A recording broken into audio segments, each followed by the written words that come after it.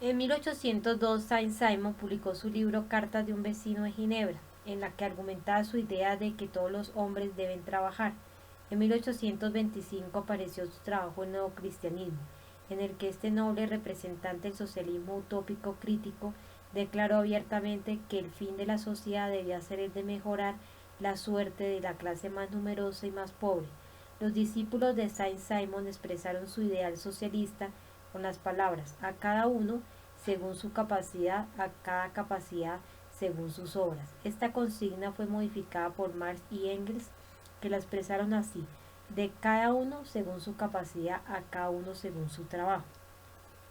En la primera mitad del siglo XIX aparecieron también los trabajos de Carlos Fourier, otro gran representante del socialismo utópico crítico. Fourier demostraba en sus obras que el régimen capitalista, con todos sus vicios, debería ceder lugar a un régimen social superior. Sin embargo, Fourier era enemigo de la lucha revolucionaria.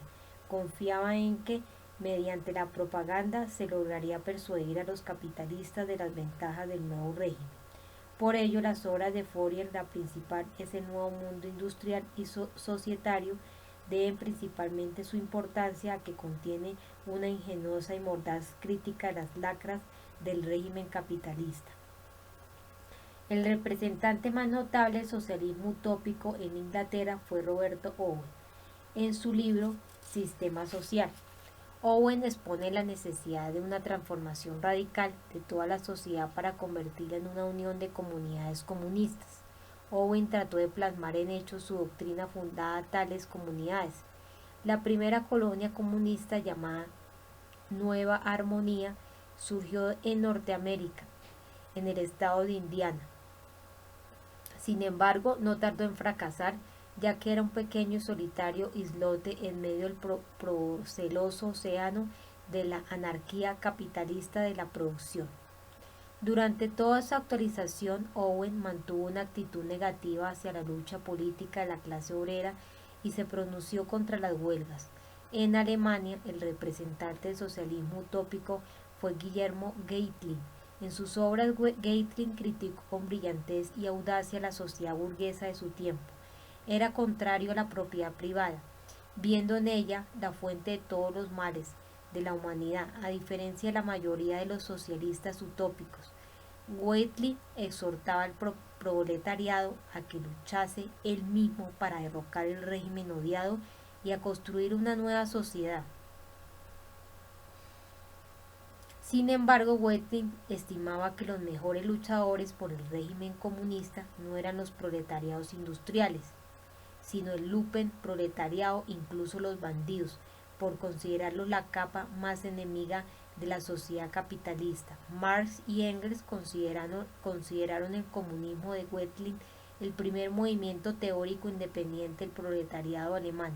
Sin embargo, el movimiento encabezado por él fue degenerando en una secta y penetrándose de ideas religiosas, por lo que acabó en la más completa degradación. Todos los socialistas utópicos señalaban en una u otra medida las agudas contradicciones de la sociedad capitalista, el rápido incremento de la producción y la pauperización del proletariado, las crisis de su superproducción y el contraste entre la ciudad y el campo. Caracterizando los trabajos de los socialistas utópicos, Marx y Engels dijeron: estas obras socialistas y comunistas encerraban también elementos de crítica, atacaban todos los cimientos de la sociedad existente, por eso proporcionaron un material sumamente valioso para ilustrar a los obreros. Pero las ideas de los socialistas utópicos nacieron en un periodo en que la lucha de clases entre el proletariado y la burguesía apenas si se había desarrollado. Los socialistas utópicos veían en el proletariado la clase que más sufría, pero no la creían capaz de hacer cambiar de modo radical con sus propias fuerzas, la sociedad. Por eso ninguno de ellos actuó como representante del proletariado exclusivamente. Querían liberar de golpe a toda la humanidad, y no en primer lugar a una determinada clase social. Los socialistas utópicos no vinculaban la transformación socialista de la sociedad con la lucha revolucionaria de las clases oprimidas y mantenían una actitud negativa hacia esa lucha. Vinculaban el surgimiento del régimen socialista con la actividad filantrópica de las capas superiores de la sociedad, suponiendo en que sus mejores representantes, penetrados de las nobles ideas socialistas, crearían un nuevo orden social. Las concepciones de los socialistas utópicos no fueron ni podían ser la bandera del proletariado combatiente, pues no expresaban de modo científico los intereses cardinales de la clase obrera y eran tan solo utopías, sueños irrealizables. Ni siquiera los mejores representantes del socialismo utópico supieron descubrir las leyes objetivas del capitalismo, ni hallar la fuerza social capaz de construir la nueva sociedad. Los discípulos de los grandes socialistas utópicos cerraban obstinadamente los ojos para no ver en la clase obrera a una fuerza histórica independiente. Predicaban la necesidad de transformaciones pacíficas y seguían apelando preferentemente a las clases poseedoras y negando la lucha de las clases. Por ello, a medida que fue creciendo el papel político revolucionario del proletariado, esas doctrinas se volvieron cada vez más reaccionarias. El desarrollo de la revolución industrial y la activación e intensificación de la lucha revolucionaria del proletariado planteaban imperiosamente la tarea de crear una teoría amplia, omnímoda y verdaderamente científica, una concepción proletaria nueva, revolucionaria. Esa tarea la cumplieron Carlos Marx y Federico Engels. Carlos Marx y Federico Engels dieron respuesta a las cuestiones vitales planteadas ante el movimiento obrero. Expusieron científicamente sus trabajos la inevitabilidad del hundimiento del régimen capitalista y del triunfo de un nuevo régimen, el socialista. Mostraron que el socialismo no es una invención de los soñadores, sino el resultado inevitable del desarrollo de la sociedad burguesa. Carlos Marx y Federico Engels demostraron que el artífice de la nueva sociedad sería el proletariado y que la lucha de éste contra los capitalistas llevaría necesariamente al establecimiento de la dictadura del proletariado.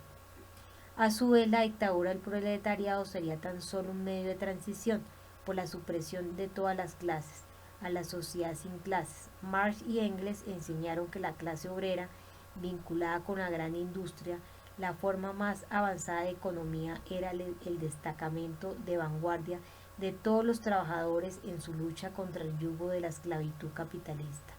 Condición indispensable de la victoria del proletariado era la existencia de un partido proletario que uniera en sus filas a los representantes avanzados de la clase obrera y estuviese pertrechado de la teoría de vanguardia. Lo principal en la doctrina de Marx es el esclarecimiento de la misión histórica universal del proletariado como creador de la nueva sociedad, de la sociedad comunista. Marx demostró que toda la historia de la humanidad, desde el surgimiento de la propiedad privada, había sido la historia de la lucha de clases, lucha que en fin de cuentas conduciría a la transformación revolucionaria de la sociedad.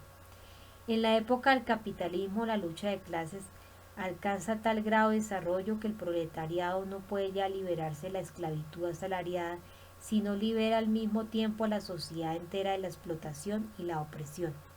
Marx y Engels enseñaron al proletariado que para liberarse del yugo del capitalismo no había otro camino que la lucha conducente a la revolución proletaria. Marx señalaba proféticamente que la revolución comunista rompería resueltamente con las viejas relaciones de propiedad. Su primer paso sería la conversión del proletariado en clase dominante, es decir, el establecimiento de la dictadura del proletariado, la conquista de la democracia. La clase obrera triunfante arrancaría paso a paso a la burguesía todo el capital y centralizaría los medios de producción en manos del Estado proletariado. Marx y Engels mostraron que la clase obrera actuaría en la revolución como guía y organizadora de todos los oprimidos y explotados. Prevenían la posibilidad y la necesidad de la alianza de la clase obrera con los campesinos, en la que el proletariado desempeñaría el papel rector.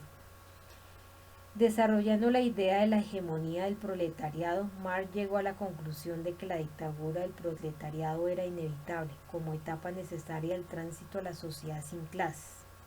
La dictadura del proletariado es la piedra angular del marxismo, únicamente es marxista decía Lenin, quien reconociendo la lucha de clases, reconoce también la dictadura del proletariado.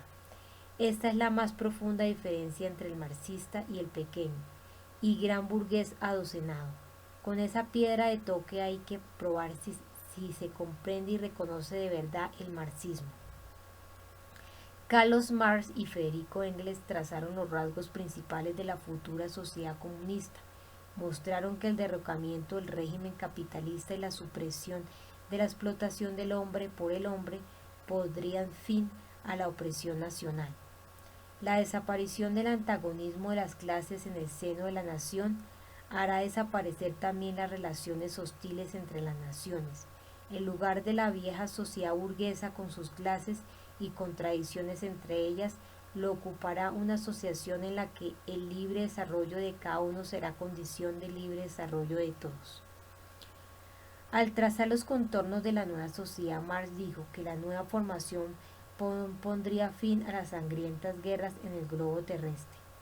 En oposición a la vieja sociedad, como su miseria económica y su demencia política, decía proféticamente Marx, nace una sociedad nueva, cuyo principio internacional será la paz, pues cada pueblo tendrá un mismo Señor.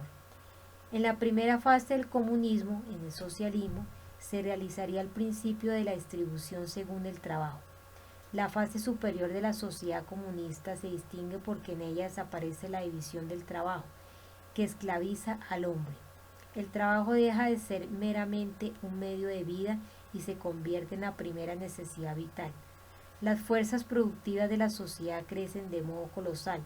En estas condiciones, decía Marx, la sociedad comunista podrá inscribir en sus banderas, de cada uno según su capacidad, dar a cada uno según sus necesidades. Los geniales pensamientos que Marx expresaba hace un siglo se han visto confirmados por la práctica de la edificación socialista y comunista en la Unión Soviética y por la experiencia de la clase obrera y las masas trabajadoras de las democracias populares, que construyen el socialismo. El marxismo es la mayor realización del pensamiento humano, una poderosa arma espiritual de transformación revolucionaria de la sociedad y guía para la acción de los proletarios, los demócratas, los patriotas y todos los hombres honestos de la tierra. El marxismo surgió durante la Revolución Industrial. En aquellos tiempos el capitalismo se desarrollaba todavía en línea ascendente. La incompatibilidad de los intereses de burgueses y proletarios no había alcanzado el actual grado de antagonismo. Y las contradicciones del régimen burgués apenas sí empezaban a perfilarse. Desde entonces las cosas han cambiado mucho. Hace tiempo que el capitalismo perdió definitivamente todo carácter progresista para convertirse en un freno del desarrollo social.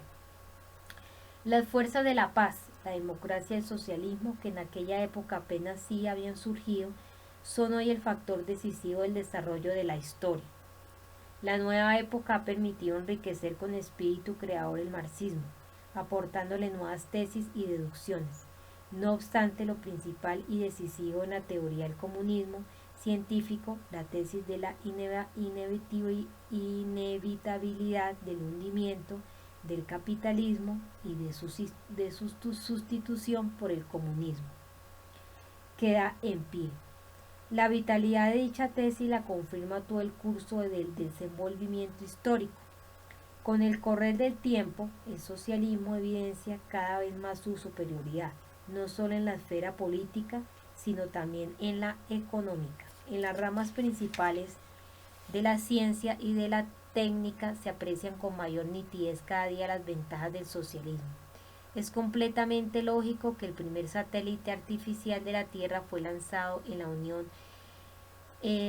la Rusia, país del socialismo, que el primer vuelo en torno a la Luna lo efectuara un cohete soviético y por fin el primer hombre que penetrara en el cosmos y regresara felizmente a la Tierra fuese un hijo del país del socialismo.